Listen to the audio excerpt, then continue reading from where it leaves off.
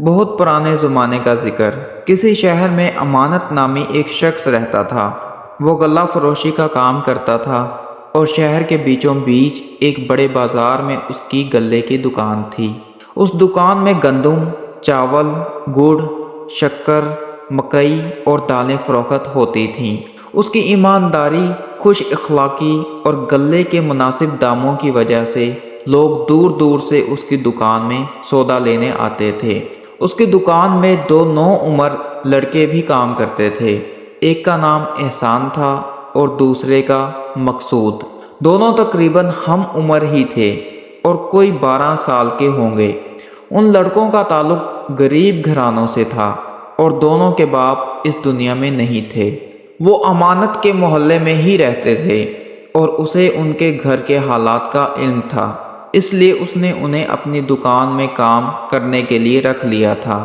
یہاں سے انہیں جو کچھ بھی ملتا تھا وہ اسے اپنی ماؤں کے ہاتھ پر رکھتے، جس سے وہ گھر کا خرچ چلاتی تھیں۔ یہ دونوں بہت محنت اور جان فشانی سے امانت کا ہاتھ بٹاتے تھے۔ امانت ان کی محنت اور ایمانداری سے بہت خوش تھا۔ ایک روز دوپہر کا وقت تھا، سخت گرمی پڑ رہی تھی۔ گرمی کی وجہ سے سارا بازار سنسان پڑا تھا اور لوگ اپنے اپنے گھروں میں آرام کر رہے تھے۔ احسان اور مقصود دکان کے ایک کونے میں دوپہر کا کھانا کھا کر بیٹھے ہوئے تھے۔ امانت بھی دکان میں موجود تھا، اس لیے دونوں لڑکے سرگوشیوں میں ایک دوسرے سے باتیں کر رہے تھے۔ وہ امانت کا بہت ادب کرتے تھے اور ان کی یہی کوشش ہوتی تھی کہ ان کی کسی بات سے اسے کسی قسم کی تکلیف نہ پہنچے۔ ان دونوں لڑکوں میں احسان زیادہ ہوشیار اور ذہین تھا۔ اسے ہر معاملے میں سوچ بچار کی عادت تھی۔ اس وجہ سے امانت اسے بہت پسند کرتا تھا۔ وہ دکان کے معاملات میں بھی بہت دلچسپی لیتا تھا اور اس کو بہتر طریقے سے چلانے کے لیے امانت کو مشورے بھی دیتا رہتا تھا۔ وہ مشورے ایسے ہوا کرتے تھے کہ امانت بخوشی ان پر عمل کرتا تھا۔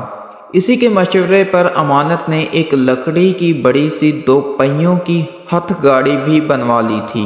جو لوگ زیادہ سامان خریدا کرتے تھے، امانت ان کا وہ سامان اس گاڑی میں لدوا دیتا تھا اور احسان اور مقصود مل کر وہ سامان اس جگہ پہنچا دیتے تھے جہاں وہ گاہک اسے لے جانا چاہتا تھا۔ گاہکوں کو اس سہولت سے بہت آسانی ہو گئی تھی۔ اس سے ان کی یہ پریشانی دور ہو گئی تھی کہ سامان کو خود اٹھا کر کیسے لے جائیں۔ امانت اس کام کی اپنے گاہکوں سے ایک دمڑی بھی نہیں لیتا تھا۔ چونکہ یہ کام احسان اور مقصود مل کر کرتے تھے، اس لیے اس نے ان کی اجرت میں 5 درہم ماہانہ کا اضافہ بھی کر دیا تھا۔ سمجھو یہ ان کی محنت کا انعام تھا۔ اس وقت کام تو کوئی تھا نہیں۔ گرمی کی وجہ سے گاہک دور دور تک نظر نہیں آ رہے تھے اور بازار میں سناٹا چھایا ہوا تھا۔ اس لیے امانت نے سوچا کہ گھر کا ایک چکر لگا لے، شام سے پہلے پھر آ جائے گا۔ اس نے گلے میں پڑی اشرفیاں اور درہم ایک تھیلی میں بھریں اور انہیں اپنی جیب میں رکھا اور اٹھنے ہی والا تھا کہ دکان کے دروازے پر ایک لمبا چوڑا شخص نمودار ہوا۔ اس کے چہرے پر گھنی داڑھی مونچھیں تھیں اور اس نے سر پر ایک کپڑا لپیٹ رکھا تھا۔ اسے دکان میں آتا دیکھ کر امانت دوبارہ اپنی جگہ پر بیٹھ گیا اور اسے دیکھنے لگا۔ اس آدمی کے کپڑے اتنے قیمتی تھے کہ امانت کے ذہن میں خیال آیا کہ وہ کوئی بہت ہی امیر کبیر آدمی ہے۔ وہ آدمی اندر آ گیا اور امانت نے کہا، فرمائیے میں آپ کی کیا خدمت کر سکتا ہوں؟ اس آدمی کو دیکھ کر احسان اور مقصود بھی اپنی جگہ سے کھڑے ہو کر اس کے نزدیک آ کر کھڑے ہو گئے۔ وہ سمجھ گئے تھے کہ یہ امیر آدمی غلہ خریدنے آیا ہے اور انہیں سامان تول تول کر دینا پڑے گا۔ اس آدمی نے کہا، میرا نام گوہر سوداگر ہے، میں سلطان پور میں رہتا ہوں اور وہیں میری غلے کی دکان بھی ہے۔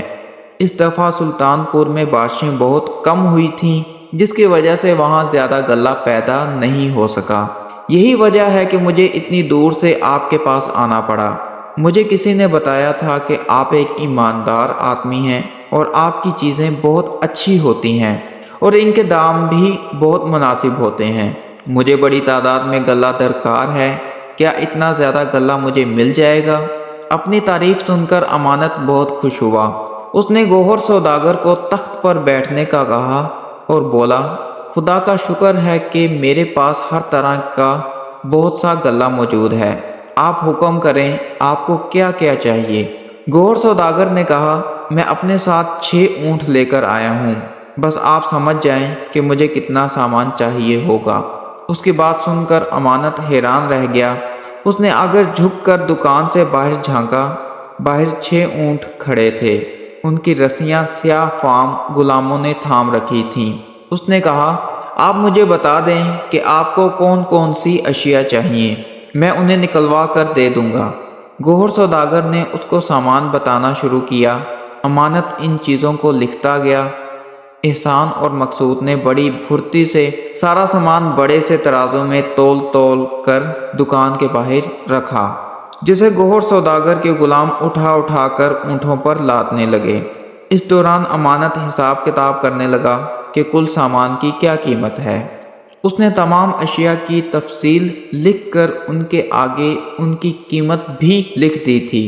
سارا سامان 5000 اشرفیوں کا تھا۔ گوہر سوداگر نے ہزار اشرفیوں کی 5 تھیلیاں نکال کر امانت کے حوالے کی۔ امانت نے ایک تھیلی کو الٹ کر اس کی اشرفیاں تخت پر ڈھیر کی اور مقصود کو پاس بٹھا کر انہیں گننے کا کہا۔ خود اس نے دوسری تھیلی کھول لی تھی اور ان میں موجود اشرفیوں کو گننے لگا۔ اچانک بے خیالی میں مقصود کا ہاتھ اشرفی کے ڈھیر سے ٹکرا گیا اور چند اشرفیاں زمین پر گر پڑیں۔ یہ اچانک ہی اور غیر ارادی طور پر ہوا تھا۔ اپنی اس حرکت پر مقصود شرمندہ نظر آنے لگا۔ احسان نزدیک ہی کھڑا تھا۔ اس نے جلدی جلدی اشرفیاں زمین سے اٹھانا شروع کر دیں اور انہیں تخت پر رکھنے لگا۔ اچانک ایک بات دیکھ کر امانت سکتے میں آ گیا۔ اسے اپنی آنکھوں پر یقین نہیں آ رہا تھا۔ جب احسان ان اشرفیوں کو زمین سے اٹھا رہا تھا تو اس نے آنکھ بچا کر ایک اشرفی اپنی جیب میں ڈال دی تھی۔ وہ اس بات سے بے خبر تھا کہ امانت اسے دیکھ رہا ہے۔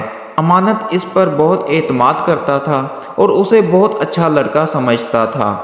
اس کی اس حرکت سے اسے دلی صدمہ پہنچا، مگر اس وقت تو اس نے احسان سے اس بارے میں ایک لفظ بھی نہیں کہا اور ایسا بن گیا جیسے اسے کچھ پتہ ہی نہیں ہے۔ اس نے سوچ لیا تھا کہ جب گوہر سوداگر چلا جائے گا تو وہ احسان سے اس بارے میں پوچھ گچھ کرے گا۔ چوری کرنا بری بات ہوتی ہے، اس لیے اس نے فیصلہ کر لیا کہ اس حرکت کے نتیجے میں وہ اب اسے اپنی دکان میں بھی نہیں رکھے گا بلکہ نوکری سے نکال دے گا۔ تھوڑی دیر بعد جب انہوں نے 5 تھیلیوں کی اشرفیاں گن لی تو امانت نے دیکھا کہ احسان دکان میں موجود نہیں تھا۔ اس کے ذہن میں آیا کہ شاید وہ اشرفی کو کہیں چھپانے گیا ہے۔ ایک مرتبہ پھر امانت کو اس کی حرکت پر افسوس ہوا۔ وہ تو اسے ایک بہت ہی اچھا اور ہاتھ کا صاف لڑکا سمجھتا تھا، مگر آج اس نے ایک اشرفی کی چوری کر کے اس کے اعتماد کو ٹھیس پہنچا دی تھی۔ امانت کی دکان سامان سے تقریباً خالی ہو چکی تھی اور اس میں موجود سامان اونٹوں پر لاد دیا گیا تھا۔ چاروں غلام اس مشقت کے کام سے پسینہ پسینہ ہو رہے تھے۔ امانت نے مقصود کو بازار کی طرف دوڑایا کہ وہ جلدی سے ان کے لیے شربت لے آئے۔ چاروں غلام کام ختم کر کے ایک کونے میں بیٹھ گئے تھے۔ مقصود جلد ہی ٹھنڈا اور خشک ذائقہ شربت لے آیا اور مٹی کے آب خوروں میں ڈال کر سب کو پیش کیا۔ ابھی وہ لوگ شربت پی ہی رہے تھے کہ امانت کی نظر دور سے آتے ہوئے احسان پر پڑی۔ اسے دیکھ کر امانت کو ایک بار پھر وہ واقعہ یاد آ گیا جب احسان سب کی نظر بچا کر ایک اشرفی اپنی جیب میں ڈال رہا تھا۔ اس کی اس حرکت پر امانت کو دوبارہ افسوس ہونے لگا۔ وہ ان دونوں لڑکوں کو اپنی اولاد کی طرح چاہتا تھا۔ احسان کی چوری کی وجہ سے اسے بہت صدمہ ہوا تھا۔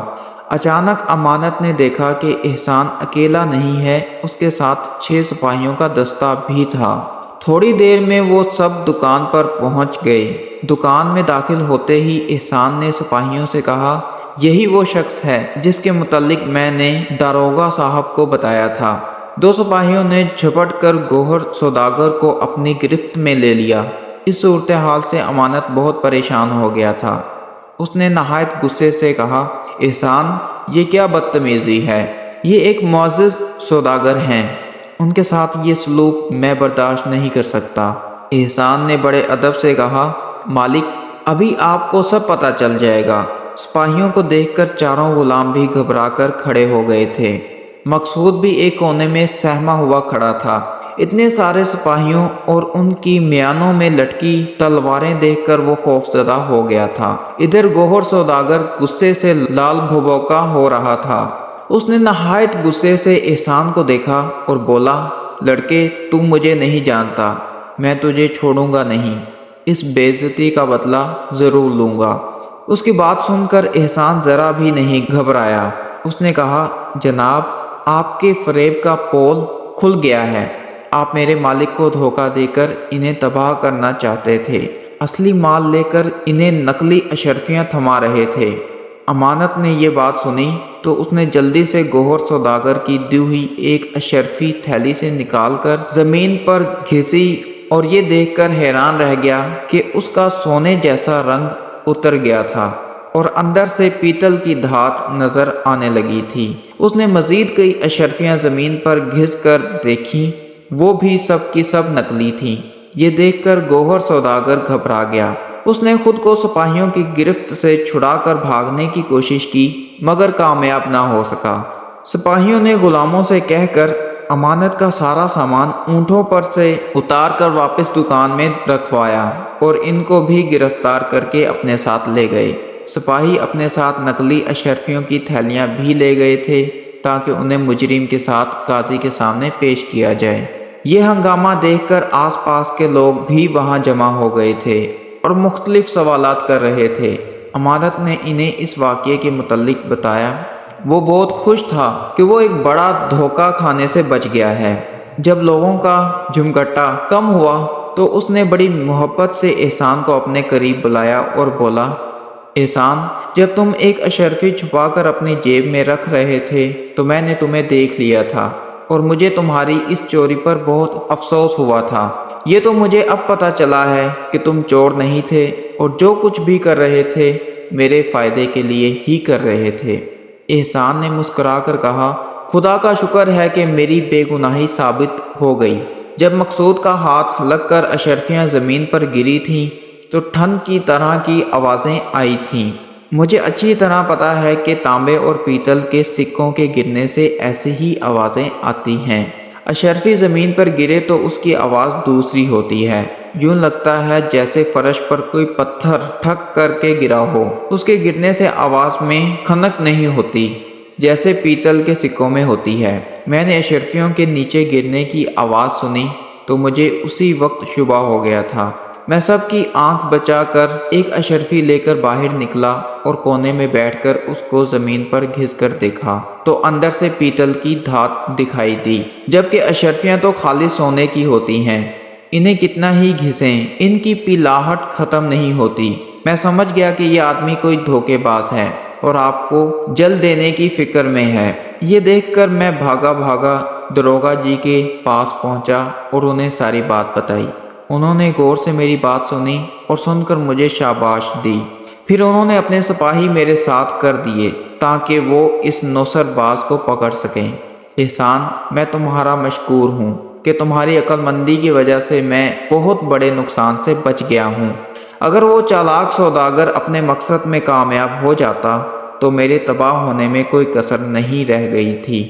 مقصود بھی ان دونوں کے قریب کھڑا یہ باتیں سن رہا تھا اور حیران ہو رہا تھا۔ اسے اس بات کی بہت خوشی تھی کہ اس کا دوست ایک عقل مند لڑکا ہے۔ امانت تو احسان سے بہت ہی خوش تھا۔ اس نے اس بات پر افسوس کا اظہار بھی کیا تھا کہ اس نے ناحق اس پر شک کیا تھا۔ اس خوشی میں اس نے دونوں لڑکوں کو 10 درہم بھی دیے اور کہا کہ اگلے ہفتے میلہ شروع ہو رہا ہے، یہ رقم تم دونوں وہاں خرچ کرنا اور مزے سے گھومنا پھرنا اور جو جی میں آئے کھانا پینا۔ دونوں لڑکے خوش ہو گئے۔ اگلے دن امانت کی دکان پر شہر کا داروغہ آیا اور آتے ہی احسان کے بارے میں پوچھا۔ امانت نے احسان کو بلا کر اس کے سامنے کھڑا کر دیا۔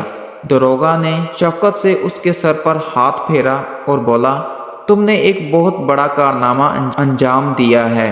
اس مجرم کو قاضی کی عدالت میں پیش کر دیا گیا ہے اور قاضی صاحب نے اسی سلسلے تم دونوں کو عدالت میں طلب کیا ہے۔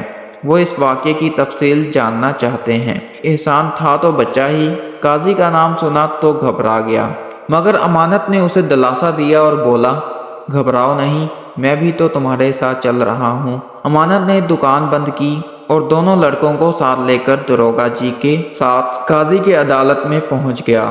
گوہر سوداگر کٹہرے میں سر جھکائے کھڑا تھا۔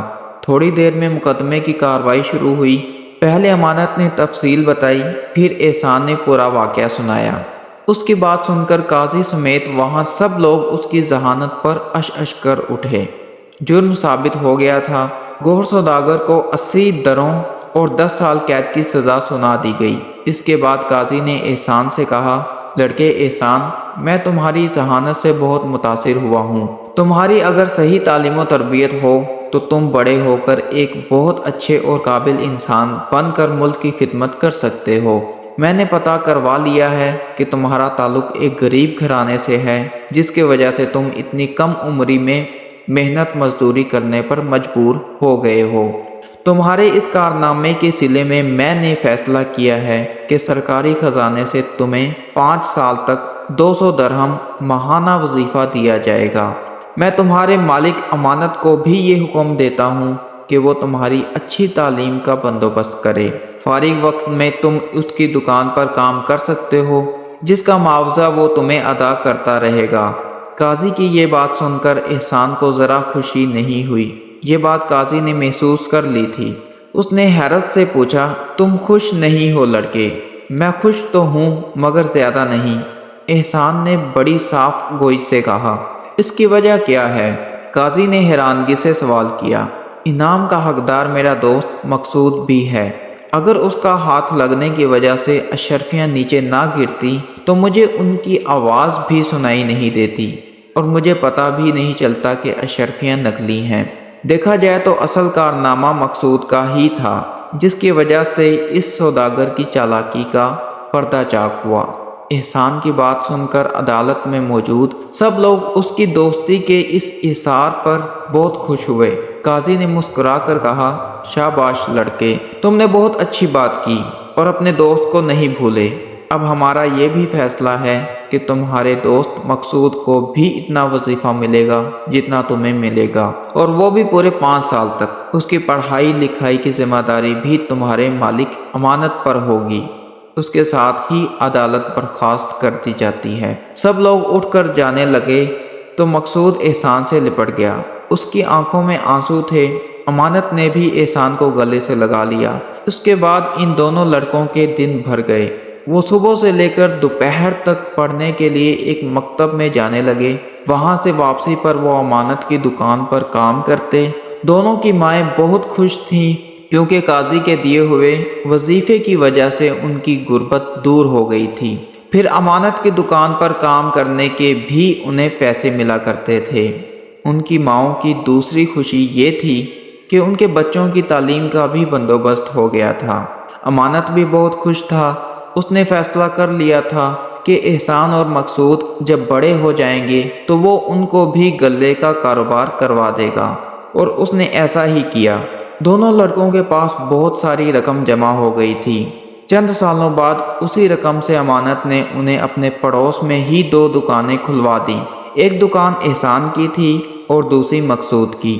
امانت کو دیکھ دیکھ کر دونوں نے کاروبار کے طریقے سیکھ لیے تھے۔ وہ امانت کی طرح ہی ایماندار اور خوش اخلاق تھے۔ ان کی تعلیم بھی مکمل ہو گئی تھی، اور یہ تعلیم ان کے کاروبار کو چلانے میں بھی بہت کام آئی، جس کی وجہ سے تھوڑے ہی عرصے میں دونوں دن دگنی اور رات چگنی ترقی کرنے لگے۔